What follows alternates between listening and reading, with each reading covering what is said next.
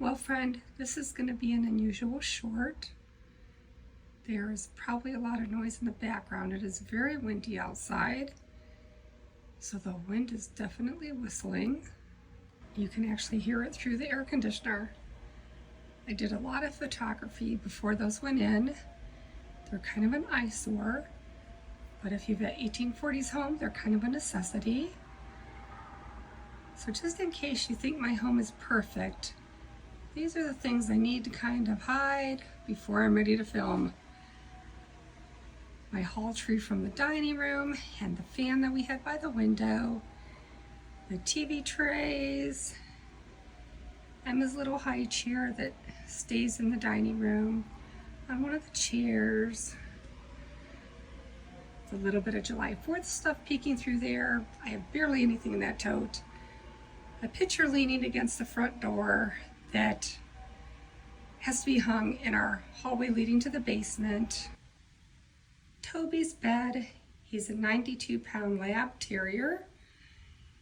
My husband's supposed to make a fancy bed, so that kind of takes up a lot of room by the French doors. And friends, I know you've seen my big stack of brick, and I'll show you where that's going to go. We are going to re-brick the bottom of this chimney, so that will probably sit there for a while longer. I believe it's been there for about 2+ years now. We keep moving it and it stayed here the longest. And of course I have this lovely green china cabinet that my husband painted. We got this for $15 at Goodwill. He did an amazing job. But this may be going up to Emma's room. It is really the grandkids' room, but Emma's one of the youngest ones that lives close enough to be here often, so sometimes I just call it Emma's room. But it is for all the granddaughters and one grandson whenever they're able to visit. And the reason it's going to go to her room is this hall tree.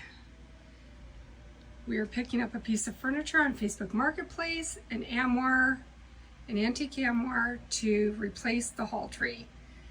So we will no longer see that in the dining room, but now I have to figure out where everything on that china cabinet is going to go.